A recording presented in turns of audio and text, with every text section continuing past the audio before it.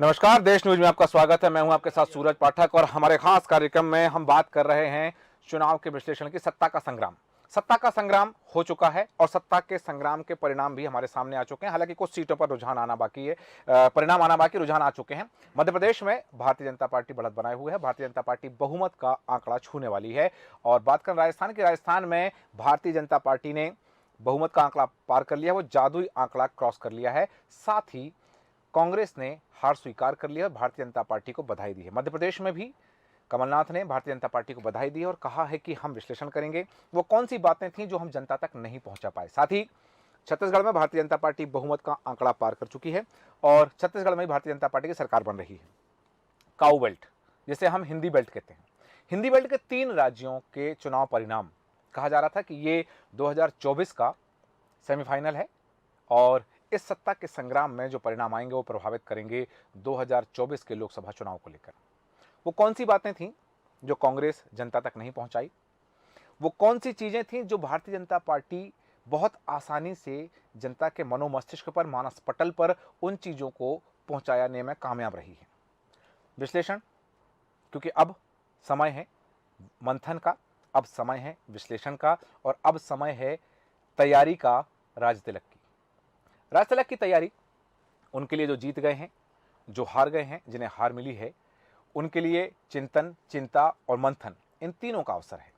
क्या चिंता होगी, किस बात पर मंथन करेंगे, और राज तिलक की तैयारी जब चेहरे साफ नहीं हैं तो कैसे? न मध्य प्रदेश में, न छत्तीसगढ़ में, न राजस्थान में कौन होगा मुख्यमंत्री का चेहरा, किसके सर पर बंधेगा सहरा? हम बात करेंगे तमाम विषयों पर। खास मेहमान हमारे साथ हैं, स्टूडियो में हमारे साथ मौजूद हैं भारतीय जनता पार्टी के प्रवक्ता गीत धीर जी। गीत धीर जी, बहुत स्वागत है देश न्यूज में आपका। साथ ही हमारे साथ हैं राजनीतिक विश्लेषक रामानंद द्विवेदी जी। रामानंद जी, आपका स्वागत करते हैं। हमारे साथ उपलब्ध हैं, स्टूडियो मौजूद हैं यश भारती, समाजवादी पार्टी के प्रवक्ता। यश भारती जी, आपका स्वागत करते हैं। और हमारे साथ हैं राजनीतिक विश्लेषक राजेंद्र जैन जी। राजेंद्र जैन जी, आपका भी स्वागत करते हैं।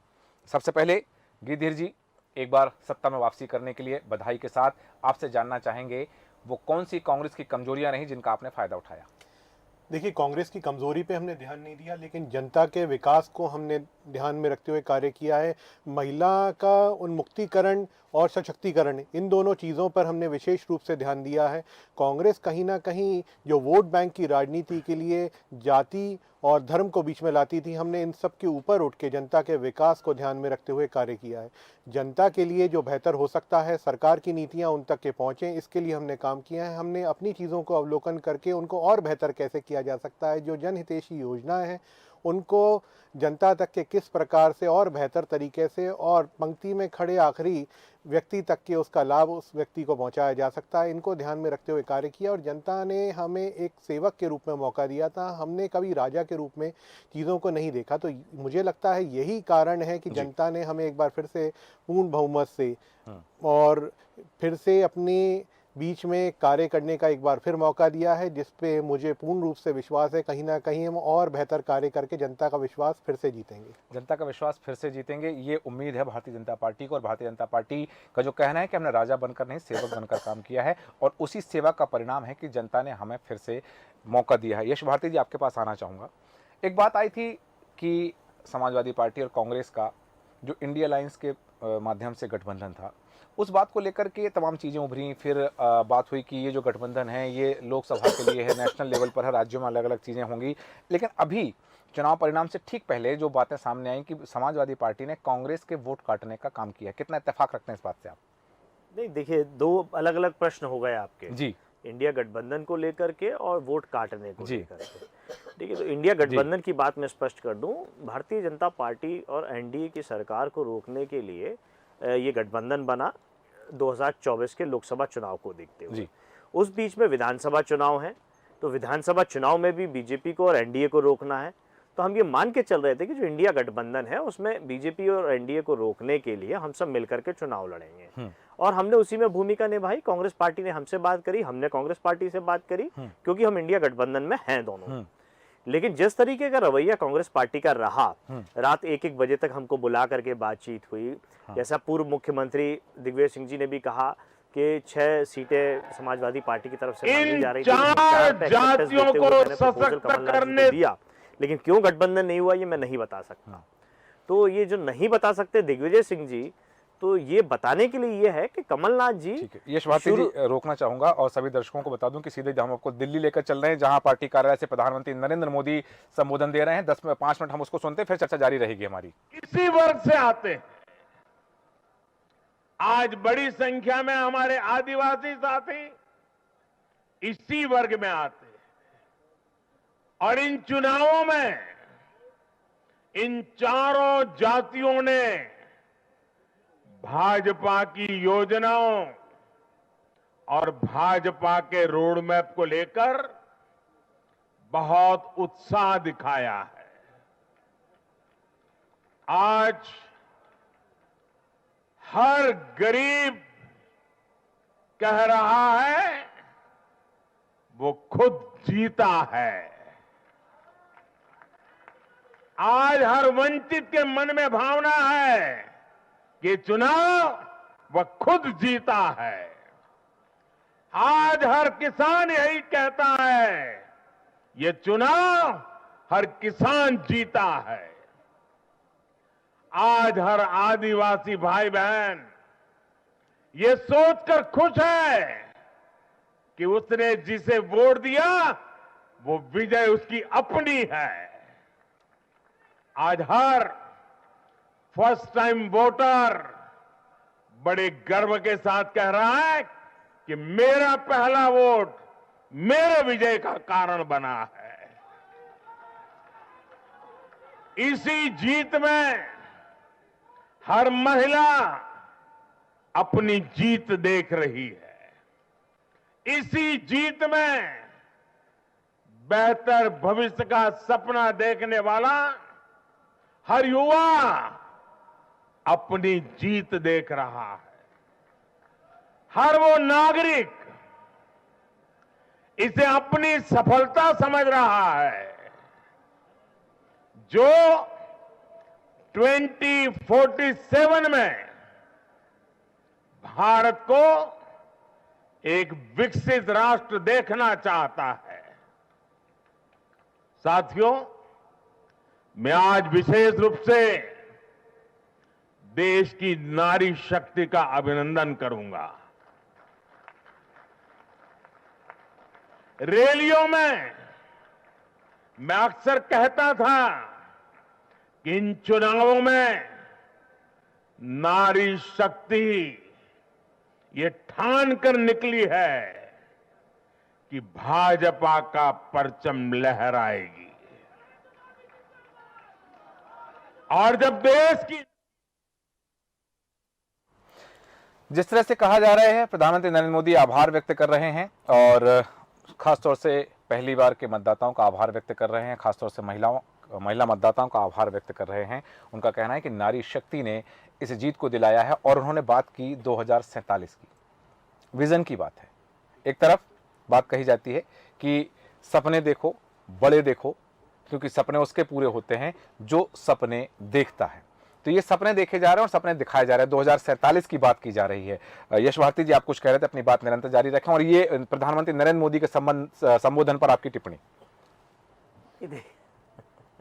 अब प्रधानमंत्री जी कहें या भाजपा नेता कहें, हाँ, तो मैं प्रधानमंत्री जी की हैसियत से तो वो ना बोल रहे थे, वो भारतीय जनता पार्टी कार्यालय में भारतीय जनता पार्टी हाँ, के चुनाव चिन्ह के साथ भारतीय जनता पार्टी के नेता के रूप में बोल रहे थे। क्योंकि ये प्रतीकों की हाड़ में भारतीय जनता पार्टी बहुत जल्दी आती है। अगर मैं कोई टिप्पणी करूंगा तो हमारे भाजपा के साथी तुरंत बोलने लगेंगे प्रधानमंत्री का अपमान है, देश का अपमान है। हाँ। इसीलिए उसमें नहीं कहूंगा मैं। चलिए, भारतीय जनता पार्टी के नेता ने जो शब्दावली है वाली है, जो वक्तावली है, वो बिल्कुल उसी तरीके से है कि जो रामचरितमानस में तुलसीदास जी ने कहा है, समर्थ को ना कोई दोष गोसाई, है ना। तो अब वो समर्थ है तो उनके लिए कोई दोष निकालने का अर्थ नहीं है। हाँ। सब कुछ अच्छा ही है, जो कुछ कहेंगे वो सब अच्छा परिणाम आ चुके हैं। रवि पावक सुरसरी की नहीं हो गया फिर यहाँ पर कि समर्थ को नहीं दोष गोसाई, रवि पावक सुरसरी की नहीं। हर चीज हर जगह फिट नहीं बैठेगी। जो चीज फिट बैठ रही है मतलब आधी चौपाई फिट बैठ रही है वहां पर। ठीक है। तो अभी ये है कि वो जीत गए हैं जी, तो जीत के लिए उनकी सारी बातें अच्छी लगेंगी। हाँ। लेकिन जो चुनाव में बातें थी, जो डिलीवर करने वाली बातें थी, 3 महीने पहले चुनाव से पहले कोई योजना ली जाती है और 5 साल तक कोई योजना नहीं है। जो हम चुनाव में जाते हैं आज, जो हम कमिटमेंट कर रहे हैं चुनावी घोषणा पत्र के माध्यम से, उसमें हमने क्या डिलीवर किया है। आज युवाओं की बात हो रही है तो क्या रोजगार देने की काम करी, क्या बेहतर शिक्षा के लिए काम किया, उस पर बात होने के लिए, तो वो सब बातें कहीं है नहीं। तो अब चुनाव परिणाम आने के बाद ये सारी बातें मेरी तरफ से कहने का कोई अर्थ नहीं है, सीधे मैंने उन पंक्तियों का जिक्र किया। दूसरी बात, आपने जो इंडिया गठबंधन की बात की, मैं विशेष में उस बात पे रहूं। तो गठबंधन की बात थी, हम ये मान के चल रहे थे कि भारतीय जनता पार्टी को हम रोकेंगे। रोकने के लिए कांग्रेस पार्टी को भी साथ आना पड़ेगा। जहां आप मजबूत हैं वहां आप केवल अपने आप को मजबूत रखना चाहते हैं और दूसरे के कमजोर करना चाहते हैं।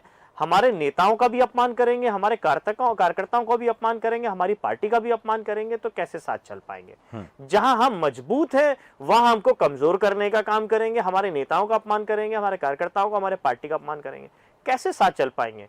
जहां मजबूत है वहां भी आप साथ नहीं चलना चाहते, जहां आप कमजोर हैं वहां भी आप साथ नहीं चलना चाहते हैं। और बात होती है कि हम इंडिया गठबंधन के माध्यम से भारतीय जनता पार्टी को और एनडीए को रोकना चाहते हैं। इंडिया गठबंधन के माध्यम से यह तय हुआ कि कुछ टीवी चैनल्स में नहीं जाना है, कुछ एंकर्स के साथ चर्चा नहीं करनी है, क्योंकि उनका एक अपना अघोषित कार्यक्रम है, वो किसी को फायदा पहुंचाने के लिए, किसी को नुकसान पहुंचाने के लिए। तो हम उन लोगों से कुछ दिन के लिए दूरी बनाएंगे। कमलनाथ जी ने उस बात को नहीं माना, लगातार उन लोगों के साथ में साक्षात्कार किया, उन टीवी चैनल्स के साथ में साक्षात्कार किया। तो इसका मतलब ना केंद्र की बात सुन रहे हैं कांग्रेस पार्टी, ना इंडिया गठबंधन के निर्णय को मानने को तैयार है, ना सहयोगी दलों के साथ सहयोग लेने को तैयार है, ना सहयोगियों को सहयोग देने को तैयार है। तो ये जो अहंकार था, ये मान के चल रहे थे कि 230 में से 231 सीट कांग्रेस जीतने जा रही थी।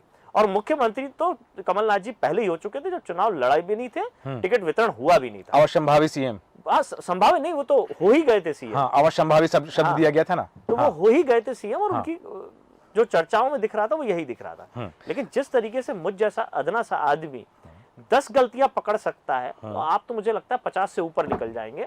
टिकट वितरण में जिस तरीके की चीजें हुई, हमने देखा पिछोर में जो कांग्रेस की सीट लगातार जीत रहे थे 6 बार से, उनकी सीट बदल दी गई, एक नए व्यक्ति को वहां दिया। तो मतलब आपने पिछोर हारने के लिए टिकट दिया। फिर जहां सिटिंग विधायक आपके पास दूसरी पार्टी छोड़ के आया था, जिसको लेकर के ये वक्तावली आई थी कि कपड़े फाड़िए दिग्विजय सिंह जी के, उनके बेटे जयवर्धन जी के लिए, तो वहां सीट पे आपने उस आदमी को भेज दिया हारने के लिए। तो सिटिंग एमएलए कहीं ना कहीं तो आपको नुकसान पहुंचाएगा। तो ये 2 सीटें, एक उदाहरण के तौर पे मैंने बताया, ऐसी बहुत सारी सीटें हैं जहां टिकट वितरण हुआ इस तरीके का कि कांग्रेस पार्टी नहीं जीतेगी। तो कमलनाथ जी कांग्रेस को जिताने के लिए काम कर रहे थे या हारने के लिए काम कर रहे थे। सपा का प्रदर्शन इस बार जो है 2018 की अपेक्षा बेहतर नहीं रहा, इसके लिए किससे जिम्मेदार मानते हैं? जो मैंने शुरुआत करी थी इंडिया गठबंधन को लेकर के, हम आश्वस्त थे कि गठबंधन होगा और हमने बहुत इंतजार किया। उस बहुत इंतजार में हमारी तैयारी पीछे छूट गई, हमारे कार्यकर्ता पीछे छूट गए जो बेहतर तैयारी कर सकते थे कम समय में। लेकिन हमारे माननीय राष्ट्रीय अध्यक्ष श्री अखिलेश यादव जी ने आकर के बहुत मेहनत करी। हम सब कार्यकर्तागण उनका धन्यवाद करते हैं और आगे भी चुनाव में बेहतर परिणाम देने के लिए तैयार हैं। इसी को लेते हुए बुंदेलखंड के प्रमुख स्थान खजुराहो में हमने प्रदेश स्तरीय कार्यालय बनाने के लिए जमीन खरीद ली है 3 तारीख का चुनाव परिणाम आने से पहले। यानी हम जनता के बीच में रहने के लिए तैयार हैं, बेहतर प्रदर्शन के लिए तैयार है, लोकतंत्र को मजबूत करने के लिए, बेहतर विकल्प देने के लिए हमारी तैयारी पूरी। ठीक है, आप तीसरे विकल्प के रूप में जनता के सामने हो, जैसे हम थर्ड फ्रंट कह सकते हैं, क्योंकि अभी इससे पहले जब राजनीतिक विश्लेषकों के साथ हमारी चर्चा चल रही थी तब एक बात आई थी कि यदि कांग्रेस का यही प्रदर्शन रहा तो हो सकता है कि जब हम 2028 के चुनाव के लिए विश्लेषण कर रहे हो, चर्चा कर रहे हो, तब कांग्रेस इससे भी दयनीय स्थिति में जा सकती है और वहां पर एक थर्ड फ्रंट, आम आदमी पार्टी, समाजवादी पार्टी, बसपा या गौड़वाना गणतंत्र पार्टी या अन्य जो भी स्थानीय दल हैं, उनकी भूमिका महती हो सकती है, महत्वपूर्ण हो सकती है। वापस आऊंगा आपके पास में, लेकिन राजन जैन जी यहाँ आपके पास आना चाहूंगा। आंकड़े आप देख रहे हैं, इससे पहले भी हमारी कई डिबेट में चर्चा हुई है, राजनीतिक विश्लेषक के रूप में आप साथ में रहे हैं, ऑन स्क्रीन भी चर्चा हुई है, ऑफ स्क्रीन भी चर्चा हुई है। सबसे पहले इन आंकड़ों पर आपकी टिप्पणी। कुल मिलाकर ये है कि जिस तरीके से मध्य प्रदेश के अंदर कांग्रेस ने अपनी रणनीति बनाई थी, उस रणनीति में उन्होंने जो भी योजनाएं पब्लिक के लिए दी थी, संभावित जो योजनाएं दी थी, मैं ये समझता हूं कि भारतीय जनता पार्टी ने उस योजनाओं को अपनाया और जनता में परोसने का काम किया और जनता में अपना विश्वास जताने का काम किया। और लाडली बहना योजना और जिस तरीके से कांग्रेस ने अपनी योजना दी थी, गैस सिलेंडर में जो योजना दी थी, भारतीय जनता पार्टी ने 2 कदम आगे बढ़ के पब्लिक को तुरंत देने का काम किया, तुरंत लाभ देने का काम किया। तो कुल मिलाकर ये मानते हैं कि इस पूरे चुनाव के मंथन में जिस तरीके से आम जनता का भारतीय जनता पार्टी और सरकार ने अपना विश्वास जीतने का काम किया और लाडली बहना योजना उनके लिए जो मास्टर स्ट्रोक जिस तरीके से उनने उस शब्दावली का उपयोग किया, और निश्चित रूप से वो योजना जो है महिलाओं ने जो है भारतीय जनता पार्टी की पूरी तौर पे अगर मैं कहूँ नैया पार लगाने का काम किया। हाँ। क्योंकि ये तो भारतीय जनता पार्टी को भी ये सपने में भी उन्होंने ये सोचा नहीं था कि जो आंकड़ा हम जिस आंकड़े पर तक पहुंच गए हैं वो आंकड़ा हम पार कर पाएंगे। हाँ।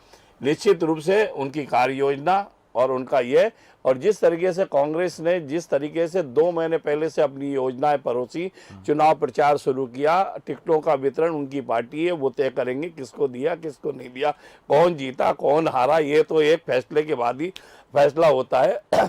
अपन ये बात जरूर है कि भारतीय जनता पार्टी को बहुत बड़ा आंकड़ा चुनावी मिला है, लेकिन कहीं ना कहीं ये भी देखने में आया है कि राजधानी की 2 सीटें, हाँ, वो सीट है, और एक सीट तो जो है वो उत्तर वाली सीट तो परंपरागत, और जो मार्जिन है बहुत लंबा मार्जिन। हाँ। और मैं समझता हूँ कि जो दूसरा वाला आरिफ मकसूद वाली सीट भी जो है उन्होंने लगभग दोनों सीटें उन्होंने जीतने का काम किया, और बड़े मार्जिन से जीतने का काम किया है। मैं समझता हूँ प्रदेश में कई ऐसी सीटें हैं जो बहुत मजबूत मंत्री हुआ करते थे, उन्होंने भी वहाँ पर भी जनता ने उनको कहीं ना कहीं उनको नकारा है। मैं बालाघाट वाली सीट पर भी मंत्री के बराबरी के स्तर पर बालाघाट की सीट भी हारे हैं, हरदा हारे हैं।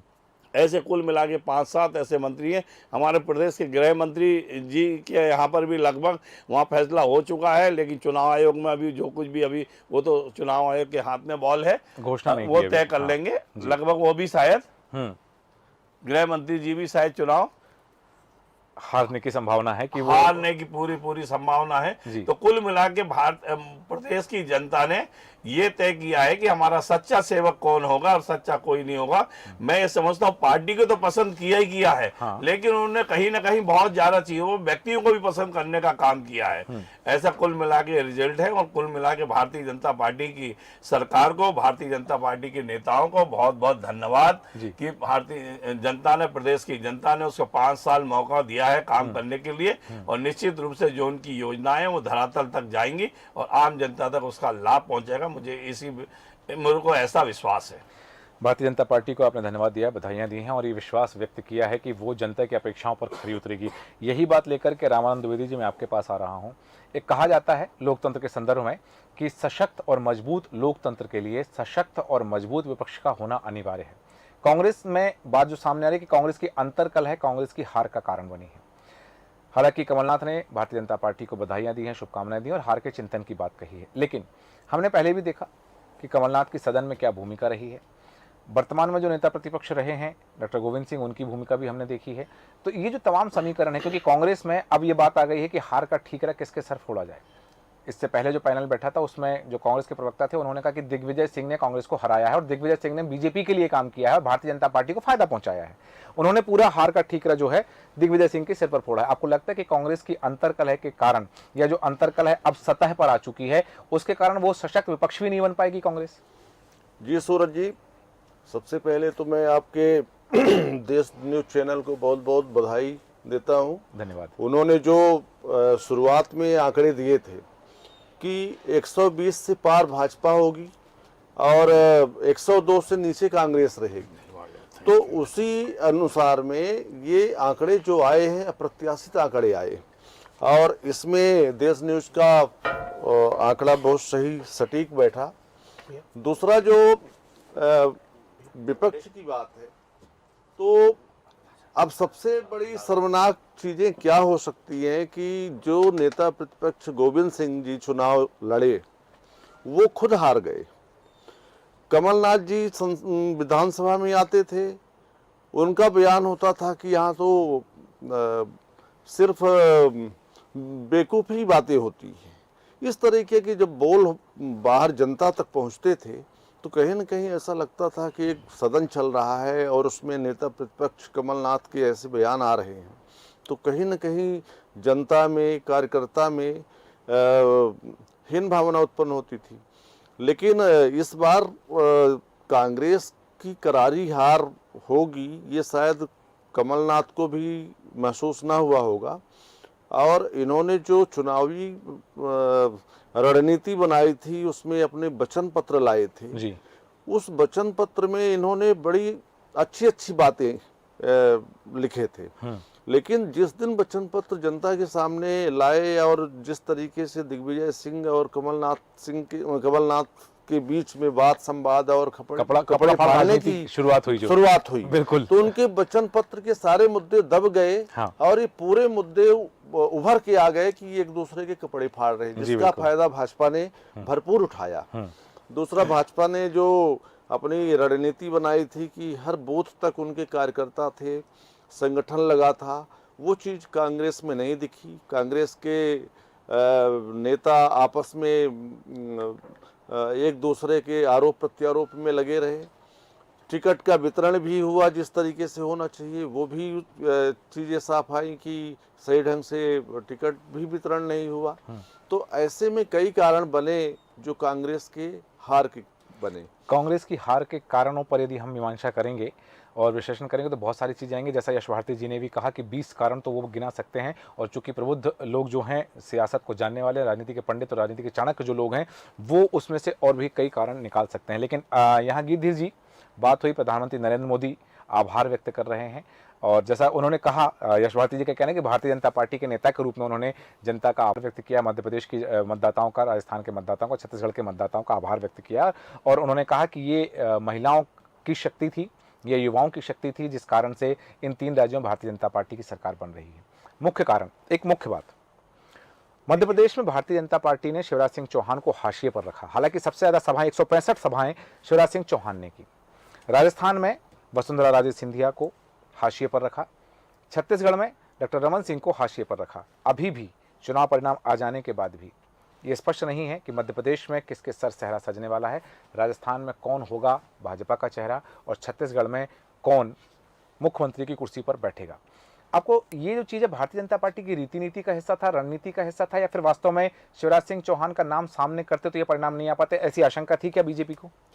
देखिए शिवराज सिंह जी, जी, एक मेरा प्रश्न और इसी में ऐड ऑन कर दीजिए, जी, आपसे मिलता जुलता है जी। कि क्या शिवराज जी होंगे मुख्यमंत्री? मेरा सवाल है कि कौन होगा वही है जी। पर मेरा है कि शिवराज जी होंगे। जी गिधिर जी, देखिए निश्चित रूप से आप 2-3 दिन का इंतजार करिए। मेरा ख्याल है कि 7 तारीख को आप लोग सब देखेंगे कि कौन होगा मुख्यमंत्री। जब तक के सस्पेंस बना रहने दीजिए। लेकिन निश्चित रूप से हमारे आपने जितने वरिष्ठ नेताओं का नाम दिया, ये स्टार प्रचारक हैं हमारे कहीं ना कहीं, तो ये नहीं हो सकता कि इन्हें हंसिए पे रखा हुआ हो। नहीं तो आप ये देखिए 165 सभाओं की आप बात कर रहे हैं, ये बड़ी बात है, सम्मानजनक बात है।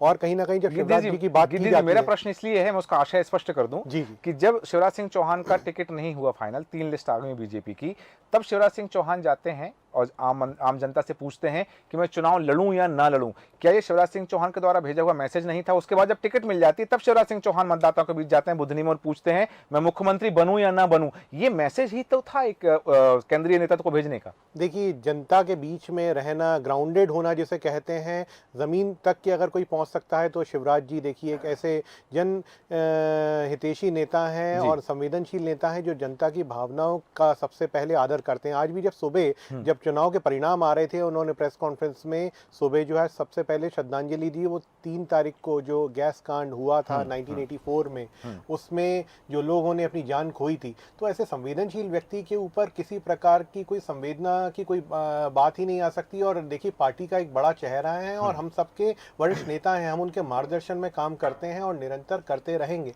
लेकिन देखिए आपने जिन लोगों की, जैसे राजस्थान की आपने बात करी, छत्तीसगढ़ की आपने बात करी, सभी स्टार प्रचारक हैं, बड़े चेहरे हैं और हमारे मार्गदर्शक है। देखिए इन्होंने अर्श से फर्श तक का सफर कहीं ना कहीं तय किया है और जनता के साथ में कार्य करते हुए, जनता की भावनाओं को समझते हुए, जनता के हितों में कार्य करते हुए। और ये जनता की जब हम बात करते हैं ना, तो इसमें शिक्षक वर्ग भी आता है, युवा वर्ग भी आता है, महिला वर्ग भी आता है, हमारे सरकारी कर्मचारी अधिकारी वर्ग भी आता है। हमारे जिस वर्गों में जब वन व्यवस्था को बांट दिया है था कांग्रेस ने, वो सारे वर्ग भी आते हैं। हमने कभी भेदभाव नहीं किया। हमने जब उद्धार किया है तो प्रत्येक वर्ग का किया है। हमने किसानों के क्षेत्र में भी अगर आप देखेंगे तो वहां पर भी कर्ज माफी हुई। शिक्षकों के क्षेत्र में देखेंगे तो कहीं अतिथि शिक्षकों का जहां कांग्रेस ने अपमान किया था, हमने अनेकों वर्गों को साथ में साथ के, हमने वन नेशन की जो थ्योरी है, हमने जनता को एक करके हमने सभी वर्गों का विकास किया है। आप बच्चों तक की बात कर लीजिए, ये वही शिवराज जी हैं जिनको जनता मामा कहकर बुलाती है। जिन्होंने संशय और है कि छोटा संशय और है कि जब राहुल गांधी ने घोषणा की कि हम जातिगत जनगणना कराएंगे मध्य प्रदेश में सरकार यदि बनेगी तो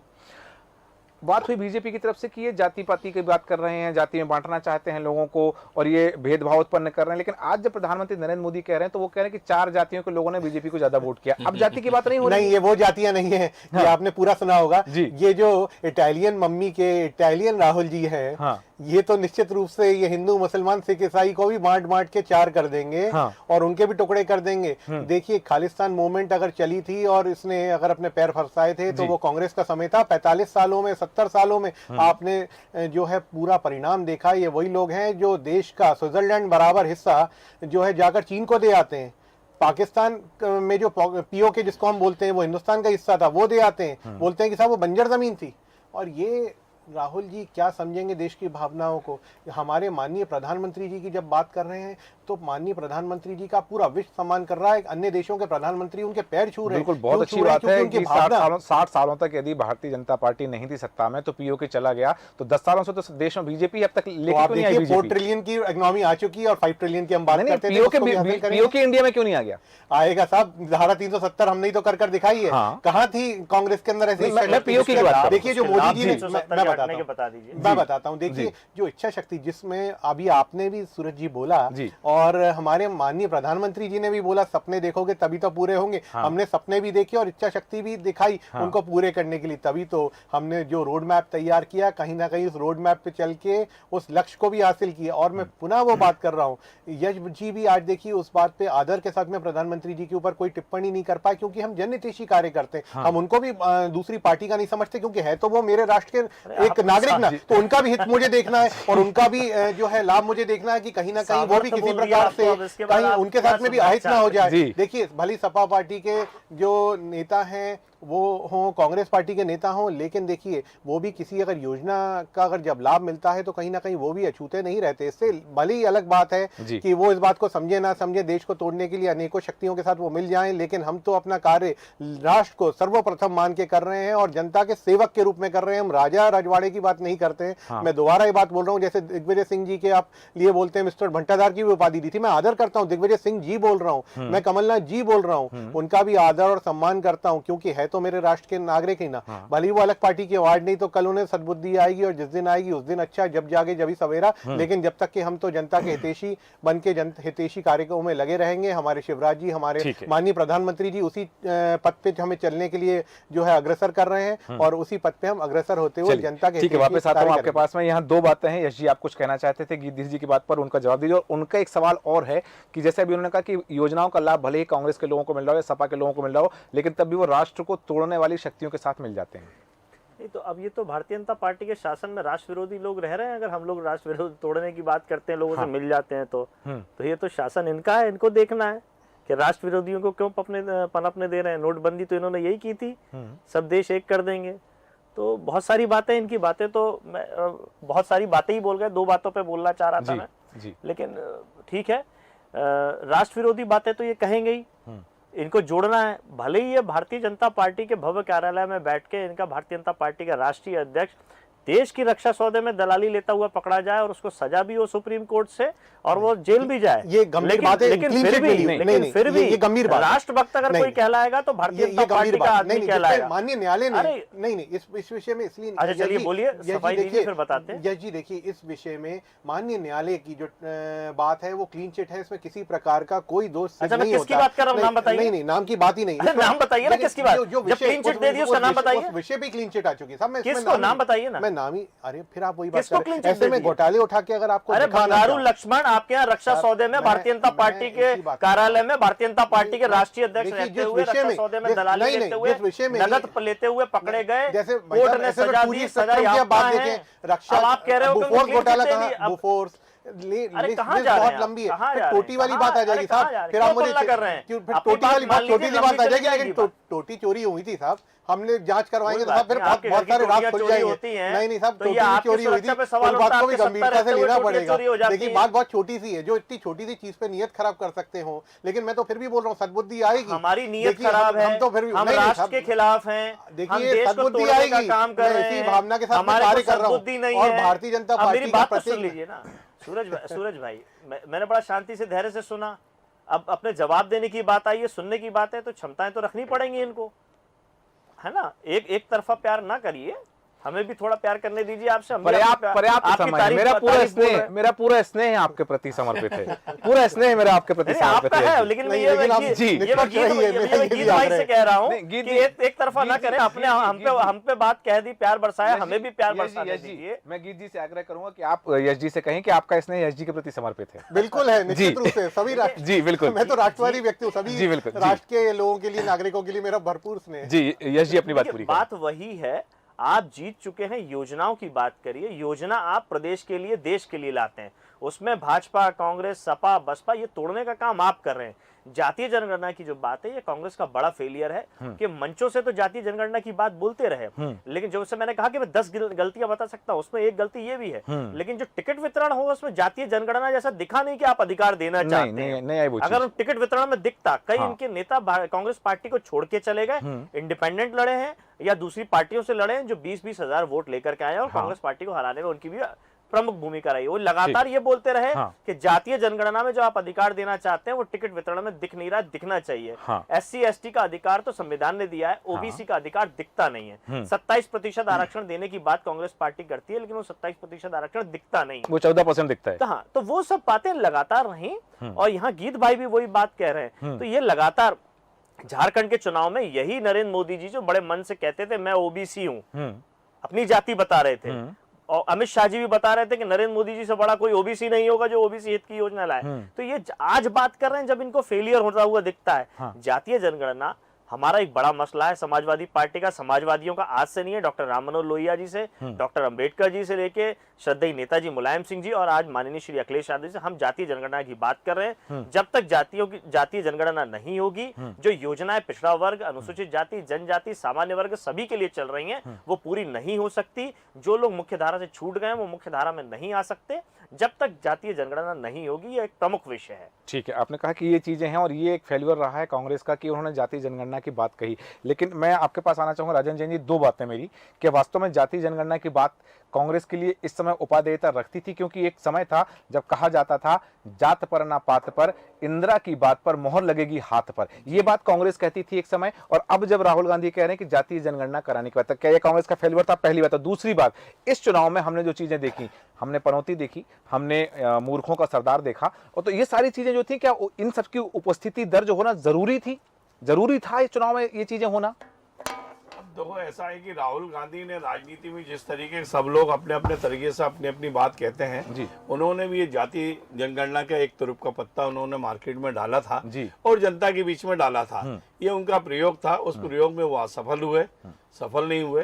ये एक रणनीति उन्होंने बनाई थी, और जिस रणनीति में पब्लिक में देने में वो रणनीति की शिकार हो गए। जी। और निश्चित रूप से, और रही बात अभी जो बातचीत हो रही है हाँ। दिग्विजय सिंह और कमलनाथ जी की, मैं समझता हूँ कि कमलनाथ जी भला ही प्रदेश हार गए हों, हाँ। लेकिन उनका जो अपना जिला है वो जिले में शायद मैं समझता हूँ कि उन्होंने लगभग 80% सफलता प्राप्त की है। जिले की जो भी सीटें हैं उन सीटों में 7 सीटों में लगभग 5 सीटें वो जीत उन्होंने हासिल की है। और अब ऐसा है कि जब चुनाव होता है, दो पहलवान जब मैदान में लड़ते हैं तो एक को तो निश्चित हारना ही पड़ता है। हाँ। योजनाएं उन्होंने बड़ी बड़ी दी थी और लोगों को परोसने का काम भी दिया था, लेकिन जो उनकी योजनाएं थी वो बैट एंड वॉच की योजनाएं थी। हाँ। पब्लिक को कहा था सरकार हमारी आएगी तो हम आपको इस योजनाओं में शामिल करेंगे। जी।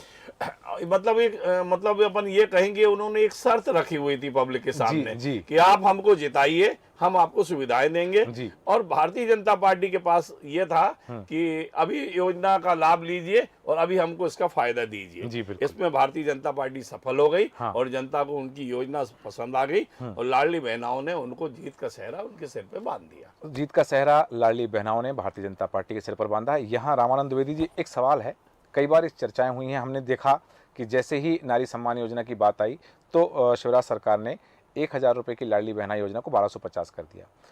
उसी परासिया के मंच पर कमलनाथ ने और उनकी बहू प्रियानाथ ने, नकुल नाथ ने घोषणा की कि कांग्रेस की सरकार आने पर, जैसा कि अभी राजन जैन जी ने भी कहा कि वो शर्त रखी गई कि हमारी सरकार आएगी तो हम 500 में सिलेंडर देंगे। रक्षाबंधन पर शिवराज सिंह चौहान ने घोषणा कर दी कि 450 का सिलेंडर मिलेगा। बिजली की बात करें, किसानों की बात करें, तमाम मुद्दे ये जो कांग्रेस करती रही, भारतीय जनता पार्टी, कांग्रेस ने प्रॉमिस की और बीजेपी ने डिलीवरी कर दी। तो क्या इस चुनाव में कांग्रेस की पिच पर बीजेपी खेल रही थी? नहीं सूरज जी, ये जो अभी जैन साहब ने बताया जी, ये बिल्कुल सही है कि उनकी योजनाएं संभावनाएं पे थी कि हम ऐसा करेंगे, भविष्य की बातें हो रही थी जी। और बीजेपी उसको तुरंत इम्प्लीमेंट कर रही थी। तो इसमें जनता को सीधे लाभ मिल रहा था, जिसका नतीजा ये आपके सामने है हाँ। कि जनता ने भी उनको विश्वास मत दिया और इतना दिया कि ये बम्पर वोटों से आज भाजपा यहाँ मध्य प्रदेश में आई है। जी। तो कहीं न कहीं चाहे लाडली बहना योजना हो, चाहे मोदी का जो नारा था कि एमपी में मोदी, मोदी के मन में एमपी, जी। उसका भी इफेक्ट रहा। इस तरीके से प्रधानमंत्री आवास योजना जो गरीबों को आप भी देखे होंगे जी। कि आज से यदि हम 10 साल 5 साल पहले की बात करें तो आदिवासी क्षेत्रों में बेचारे झोपड़ी में रहते थे, आज उनको पक्के मकान मिल गए। तो कहीं न कहीं इसका लाभ भाजपा को मिला। बिल्कुल। और जनता जो है भाजपा पे विश्वास जताया और उनको बम्पर वोटिंग की। भारतीय जनता पार्टी एक बात जी और कहना चाहता हूँ जी जी जैन साहब कि जिस तरीके से कांग्रेस ने कहा था कि हमारी लड़ाई तो पब्लिक लड़ेगी, हाँ अरे भाई ये 1948 की लड़ाई थोड़ी है कि जो पब्लिक आपकी लड़ाई लड़ेगी। क्यों लड़ेगी आपकी लड़ाई भाई? जी भाई क्यों लड़ेगी आपकी लड़ाई? बिल्कुल। जिस तरीके से उन्होंने अपने पूरे पूरा चुनाव प्रचार, मैं समझता हूं कि 1 हफ्ते पहले ही उन्होंने जो है उस पूरे बंद कर चुनाव दिया था। प्रचार से वो या तो थक गए थे हाँ। या उनका मन पूरा हो गया था और उनका ये जनता चुनाव लड़ेगी हमारा, तो जी बिल्कुल। जनता चुनाव लड़ेगी और जनता ने चुनाव ना लड़के जनता को जो जनता के हित में अच्छा लगा तो जनता ने वो फैसला कर दिया। बिल्कुल, ये जनता का फैसला और जनादेश हमारे सामने आ चुका है। और जैसा कि हम देख रहे हैं कि मध्य प्रदेश में लाडली बहना ने कमाल तो दिखाया, लेकिन राजस्थान में 10 योजनाओं की गारंटी राहत शिविर कैंप का उतना असर नहीं हो पाया, उसने कमाल नहीं दिखाया। और साथ ही छत्तीसगढ़ में महतारी की बात करें, छत्तीसगढ़ में गोठान की बात करें, तो वहां गोठान का जो कमाल दिखना था, जो जादू दिखना था, वो दिखा नहीं है। तात्पर्य यह रहा कि मध्य प्रदेश, राजस्थान, छत्तीसगढ़ में भारतीय जनता पार्टी को जनता ने शिरोधार्य किया है, उनके सिर पर ताज पहना। हालांकि बिंदु और हैं जिन पर हम चर्चा कर सकते हैं, पर समय हमें अनुमति नहीं देता, इसलिए चर्चा को विराम देंगे। गीतधीर जी, रामानंद द्विवेदी जी, यश भारती जी हमारे साथ बने हुए थे। राजेंद्र जी, आप सभी का धन्यवाद चर्चा में शामिल होने के लिए। बात आ रही है जनादेश की, बात आ रही है चुनाव के परिणाम की। भारतीय जनता पार्टी को शिरोधार्य है, जनता ने आशीर्वाद दिया है। परीक्षा अभी भी बाकी है, लेकिन अब जीतने हारने की परीक्षा नहीं है, अब परीक्षा है जनता की उम्मीदों पर खरा उतरने की। अब परीक्षा इस बात की है, भारतीय जनता पार्टी की जनादेश तो मिल गया है, लेकिन कहीं कहते हैं कि यदि गरिमा आ जाती है, यदि बड़प्पन आ जाता है तो उसे संभाल के रखना पड़ता है। अब भारतीय जनता पार्टी के लिए ये बड़ी परीक्षा हो कि अभिमान ना आए और वह निरंकुशता ना आए, इस बात का विशेष ध्यान रखना होगा। कहीं मत जाइए, बने रहिए देश न्यूज के साथ। बहुत जल्द नए आंकड़ों के साथ, नए मेहमानों के साथ आपसे फिर मुलाकात होगी, जल्द ही। नमस्कार।